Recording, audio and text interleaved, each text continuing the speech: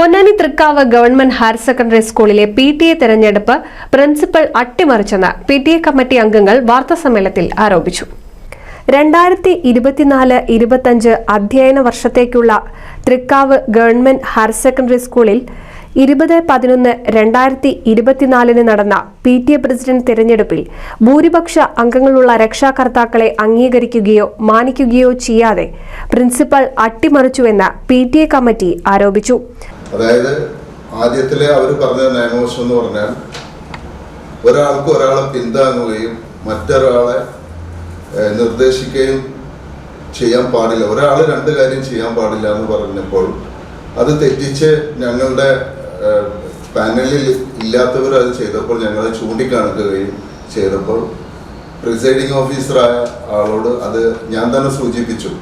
അപ്പോൾ അതൊന്നും സാരമില്ല എന്ന് പറഞ്ഞിട്ട് അത് അതേപടി ഈ അവരുടെ മിനിസ്റ്ററിൽ എഴുതി വെക്കുകയാണ് ചെയ്തത്.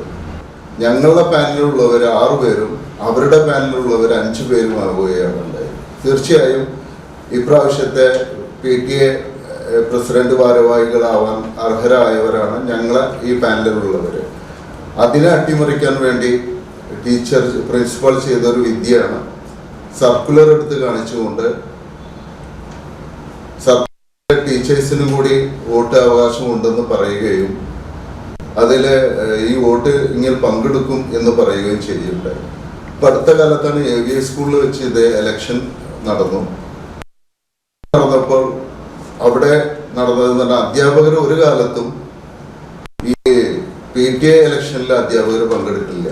11 അംഗ രക്ഷകർത്താക്കളുടെ അഭിപ്രായം അവഗണിച്ച് തന്റെ ആജ്ഞാനുവർത്തികളായ ചില അധ്യാപകരെ മാത്രം PTA എക്സിക്യൂട്ടീവിൽ ഉൾപ്പെടുത്തി അവർക്ക് വേണ്ടപ്പെട്ടവരെ ഭാരവാഹികളാക്കുന്നതിന് പ്രിൻസിപ്പൽ ഒത്തുകളിക്കുകയായിരുന്നുവെന്നും 6 അംഗങ്ങളുള്ള രക്ഷിതാക്കളും 5 അംഗങ്ങളുള്ള ഒരു കൂട്ടം രക്ഷിതാക്കളുമായിരുന്നു മത്സരരംഗത്തുണ്ടായിരുന്നതെന്നും എന്നാൽ ന്യൂനപക്ഷത്തെ വിജയിപ്പിക്കുന്നതിനായി പുതിയ കീഴ്വഴക്കം സൃഷ്ടിച്ചുകൊണ്ട് അധ്യാപകരും PTA തെരഞ്ഞെടുപ്പിൽ വോട്ട് ചെയ്യുമെന്ന് അറിയിച്ചതോടെയാണ് PTA തെരഞ്ഞെടുപ്പ് പ്രിൻസിപ്പൽ ഏകപക്ഷീയമായി നടത്തിയത്. ഇതിൽ പ്രതിഷേധിച്ച് ഭൂരിപക്ഷ രക്ഷാകർതൃ അംഗങ്ങൾ തെരഞ്ഞെടുപ്പ് ബഹിഷ്കരിക്കുകയും ബന്ധപ്പെട്ടവർക്ക് പരാതി നൽകുകയും ചെയ്തിട്ടുണ്ടെന്നും ഭൂരിപക്ഷ പ്രതിനിധികൾ അറിയിച്ചു. വാർത്താ സമ്മേളനത്തിൽ എവറസ്റ്റ് ലത്തീഫ്, K ലബ്ന, ആയിഷ കാരുത്ത്, സതീഷ് കുമാർ, ആബിദ് എന്നിവർ പങ്കെടുത്തു. NCV news Ponnani. കേരളത്തിലെ number 1 broadband cable TV network കമ്പനിയായ കേരള വിഷൻ ഇന്ന് ഇന്ത്യയിലെ ആദ്യ 10 ബ്രോഡ്ബാൻഡ് കേബിൾ TV സേവനദാതാക്കളുടെ പട്ടികയിൽ ഇടം നേടിയിരിക്കുന്നു. വിഷൻ സക്സസ് ആഘോഷിക്കാം ഈ അഭിമാന നേട്ടം.